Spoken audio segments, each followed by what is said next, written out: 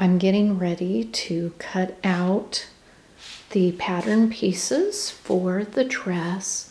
I actually did not use the suggested layout because I found, as I do on most patterns, that if you lay out your pattern pieces, you can find a way to make the most of your fabric. They want you to use as much fabric as possible. You know, that's how they make their money. So just a bit of advice that if you rework your pattern piece layout, on average, I save about a half a yard of fabric.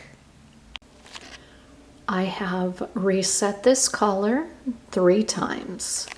Part of the issue is that because I'm working with stripes, where I joined, I had to make sure that the stripes were lining up because, of course, this is right where you're going to be looking at somebody. This is, you know, where the individual's face is going to be.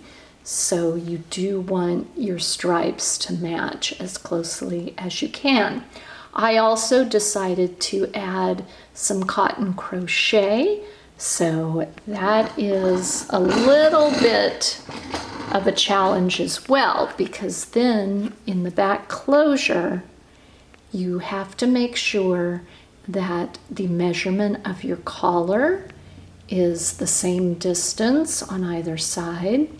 The lace where it was stitched in is the same on either side, and then you have the yoke.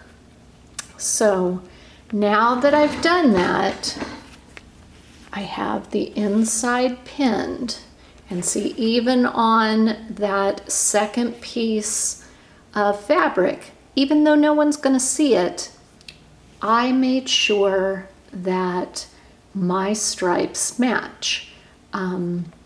It's just a dressmaking element that the wearer, when they're getting dressed, they do see that little detail. And so I take the time to do that. I do want to mention a few things that I've come across in the pattern instructions. So we'll look at that next. The first section, 1 through 5, is without any errors. There's no problem. When you get to this section, you can see that on 2 areas I've actually written some notes so that if I ever make this again, I pay attention to this. Now, on the collar, they ask you to flip up the seam allowance and stitch it down. When I did that, then I had an issue of my collar not measuring correctly. So I kept that flat and sewed it together. And I'll show you when I'm hand stitching that it is fine. You can work around that. An issue with the pattern itself is, although in the photos they show that the back of the yoke is hemmed, they don't mention it nowhere. I've read it through 3 times. So this particular pattern is already out of print. It's a vintage pattern. So it doesn't make any difference for me to contact them and say, hey, I found an error. So if you decide to sew this, just know you need to hem your yoke. And I will show you that in the next segment. Here is where I hemmed the back of the yoke with a 5/8 seam allowance, because that is the seam allowance for the pattern. And then again, I just kind of wanted to show you, I did not use a seam allowance and stitch it in place. I left the interior collar piece flat, and then once I'm done, then I just tuck it into position, and then I'll hand stitch all of this, taking care not to catch my lace. So I'm probably gonna pin this lace up just so it doesn't get caught in my stitches while I'm hand stitching. We are nearing the finish line. The client came over for her fitting, and a few adjustments have to be made and finishing touches. We're thinking about adding a bow on the shoulder. One of the things that needed to be adjusted was that the sleeves needed to be shortened by 2 inches. This is why you do not sew when you are overworked, overtired, and overstressed. I just cut the 2 inches off of the right sleeve twice, meaning the one sleeve is now 4 inches shorter than the other sleeve. I really did not need this right now. Thankfully, I have enough fabric to draft a new sleeve. I have recut the pattern piece just like it states for a size 12 on the tissue. I'm now going to go ahead and remove the tissue, and then I'll cut off the additional 2 inches, which really makes the sleeve like a size 8. So if you're making the Simplicity 2843, just know that the sleeves run really, really long. The dress is finally done. Now I definitely made it a little bit harder on myself by using stripes. And I am extremely proud to say that all of my stripes line up, and that was tough. I decided to add the little bow on the shoulder to make it a bit extra feminine. It mimics the bow that's in the back. I love the little apron front detail. So now we will get it turned around so you can look at the back. Here is the back of the dress, and the upper portion I made little thread loops, and then this called for a zipper, but I'll show you in a moment that I made a very easy placket. And I'll also show you that skirt. Woo! That was stripe matching at its finest. Overall, I'm really pleased, and that back bow is so cute. Here is the side profile. And of course, once it's on an actual person and she wears a petticoat, the underskirt will fluff out a little bit, but I love how the bow mimics the bow on the side, and you can kind of see how the apron front is attached. I'm ready to do a simple sheath dress after this, but this did turn out so cute. I can't wait to see it on her. We gotta get our wigglies out. Okay. Hi, welcome back to the channel. I am Laura Ingalls Gunn, if you are new here, and I am here with my very special friend, Kiley. Kiley and I met at a Jane Austen event in February of 2020 when the Movie Emma came out. They had a special movie premiere at a local British emporium here, and we were all dressed in our Jane Austen finest. So Kiley and I have known each other and her grandmother, Julia, for about 2 years now. And Kylie, you recently were an actress on the wonderful hit television show from Paramount, 1883.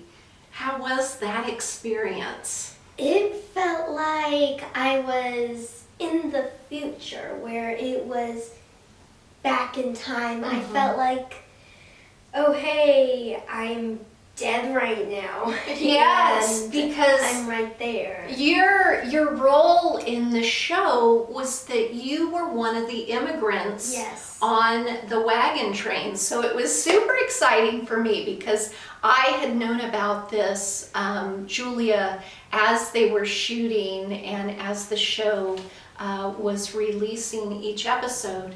Your grandmother would share on her Facebook page. So it was super exciting for me each week. I was like, where's Kylie? Where's Kylie? You know, I was looking for you and your grandmother. So was this the very first acting job you had ever had, or have you had previous acting jobs? I've had a couple more, like there's one more show I was on. I think this was my second one, or it may have been on other ones. But the other one was 12 Mighty Orphans I was in. Oh, fun, fun. So in this, what was your typical day like? Was it a really long day? Did it start early in the morning? Well, sometimes we had to be there at 5 in the morning, 5:30 in the morning, and the kids get 8 hours there, and then they're wrapped. So that means the guardians there, the people who have to watch, like the grandma, the mother, the father, they have to go with their child to get on the van so they can take their child back to camp. And it's not like really camp. Like it just has like things, and we get undressed, we get in our normal play clothes, and we need something to check out our clothes, and then we have to grab our stuff and we have to walk to the area where the cars are, and it's a little long walk, like 5 minutes I think, and then we find our car, and then we have to drive in the grass to get out. And then we're on the highway, and then we're starting to drive to our hotel. Okay, so the immigrant clothing that you wore in the television show, you left that there every day. Your costume was in the costume department, and then you just like show a badge to get your costume or your name? So we had like I think a pink slip, it's been a while, and we had to give it to the costume people. And so that's how we Okay, so that's really interesting because, you know, a lot of people haven't been on a film set before, so they don't know how things work. Now, tell everyone how old you are. I am 8 years old. You are 8. I love it. She's a very mature and well-poised 8-year-old. Were there kids older and younger than you on the set? Yes, and one of my I have some friends, and their name are Chelsea, Jaden, and Liam. Liam's a boy who is Chelsea's brother. Chelsea is 9 years old. Okay, so close in age. Yeah, and Liam is, I think, also 8. Okay, well that, you know, you can see if you watch the television show, you know, there was a wide age range of actors and actresses that portrayed various roles during the series. And of course, I think not to give any spoilers, but there was a lot of hardship that you guys portrayed on the wagon train. Yes, also I want to talk about how I was in the wagon. Okay, let's talk about you being in the wagon. And I'm gonna post throughout this, you know, various photos I'm able to overlay on the video. And I do have a shot of you in the wagon, so let's talk about that.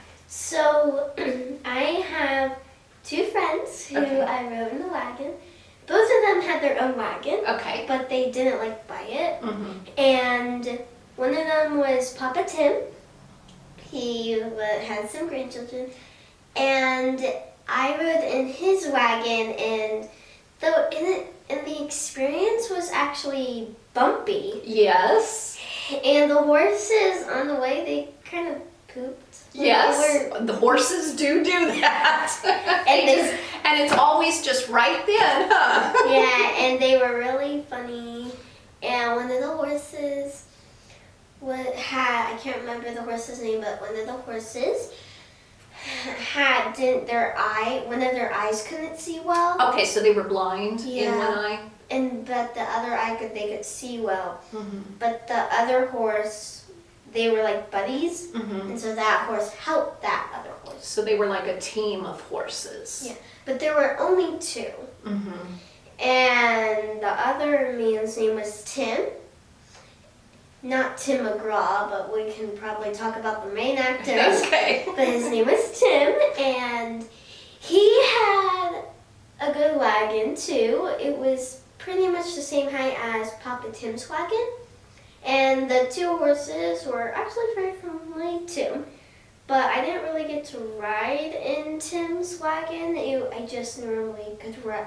We just sat in that scene Mm-hmm. in the wagons, like acting like we're sad that we have to leave, and like looking like we're ready to go and get to that next day. Because a lot of times when I was watching you each week, a lot of times you were walking next to the wagon, which that would have been in real life. We don't often think about that our pioneer ancestors, the wagons held everything that they would need to live. So to make that journey, because sometimes it was like an 8-month Yeah. journey, and so they would need to pack all their food, blankets, clothing, everything that they would need to start their new life. So there wasn't a lot of room for passengers. So these amazing pioneers were walking 1,000 miles. Not every day, maybe just like 10 miles a day. And it was not fun.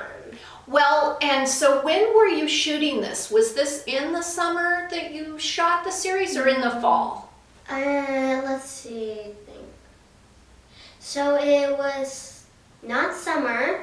I think it was the end of summer we started, and then it came to fall, Mm-hmm. and then spring, and then I think that was it. So Mhm. probably summer, fall, and spring. And your experience of shooting, it was actually shot very close to Fort Worth. And here in Texas, it is really hot sometimes. Even in the spring or fall, you can have 100+ degree days. About that, Mm-hmm. we all had to wear long sleeves. Yes, yeah, I know you guys had many layers on, and so you had to keep yourself really hydrated, I imagine. Yeah, that probably wasn't your favorite part of it, was it? No, and there are two more things I want to talk about. Okay. So the first thing I want to talk about is the main actors. Okay, let's talk about the main actors. Now, if you're not familiar with the series, it follows the story of Tim McGraw, who plays the main character, Yes. and his real life wife, Faith Hill, and their two children. And so tell us about your experience with interacting with them. So there are some other ones too. If you are watching this, then you might be very surprised. I was surprised. There is Sam Elliott Yes. and LaMonica. Yes. If you don't know LaMonica, he is a very special man. He played like he was enslaved, Yes. but that part didn't show. He just showed like he was Sam Elliott's like sidekick for the show. Yes. And Faith Hill and Tim McGraw, their 2 children, were actually not the real children. Yes. So the little boy, I can't remember his name, and I'll show it on screen. yes, and he is not actually their real son, but he actually got to ride a real life horse. Oh, wow. Yeah, so it was really cool. And then the daughter was Elsa. Mm-hmm. And she is one of my favorite characters in the show because she had a really good voice Yes. when she was talking, when there was no lines in the music, when they were playing, when I watched it, like the kid-friendly parts. And it was so beautiful that I wish I was actually Elsa, the character, but not like Elsa from Frozen, a different Elsa. Correct, yes. So Elsa was a portrayal of an 18-year-old young lady. And Kylie, you bring up a good point that this show, because they strived to be very historically accurate. So there were some scenes that probably were not suitable to watch with children. So that was a good point to bring up, because my channel here on YouTube is also G-rated. I have a lot of homeschoolers and Mennonite people who watch my channel, and so if you do go to watch, it is probably for an older age group to watch. So, your favorite actress, did you spend any time with her, or was she pretty busy? We backgrounds are not allowed to go and see the main actors because we background get more time for a break, but the main actors, they have to keep filming and filming and filming, and they get worn out, but they have to keep working. So that's why we can't go and see them. Okay, that makes sense, because you know, I've read that some filming days can be like 16 and 17 hours long. So that's very interesting. So one of the things that once you finished with this series, your grandmother wanted to commemorate your time on the show with a special dress. And so your grandmother had contacted me because I have studied the 1870s and 1880s, and we kind of came up with a design. In the series, Elsa wears a lot of blue, and blue, I think, when I went to see the costumes at the National Cowgirl Museum, they had an exhibit of the costumes.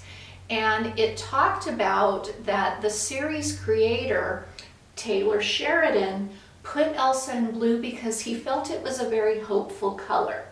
And her dresses that she wears at the beginning and throughout, they are the late 1870s through, of course, the early 1880, because of course the show is 1883. So I had done some research, because what young ladies and women wore was a little bit different from what someone your age would have worn. And so on my website, I'll go into a greater detail of historical images, and of course I'll link that down below, of how we came to our design. And we were very involved in the process. And so in the show, Elsa wears dresses that feature the Polonaise style, and they had apron fronts, and we wanted it to be blue because Elsa had worn blue and very feminine. So this was the style that we settled on. And the stripes were a really big challenge for me, because if you look, all the stripes I had to match all of those up. And we put some extra feminine touches. When I was making your dress, I did make video about it, so that'll be in another section. So Yes. later today, we're gonna put you in the dress and go to one of my favorite log cabins, and we're gonna shoot some more video. Okay. I imagine that was a really interesting experience. Now, were you homeschooled during the time you were filming? Yes. I was homeschooling, and about 1883.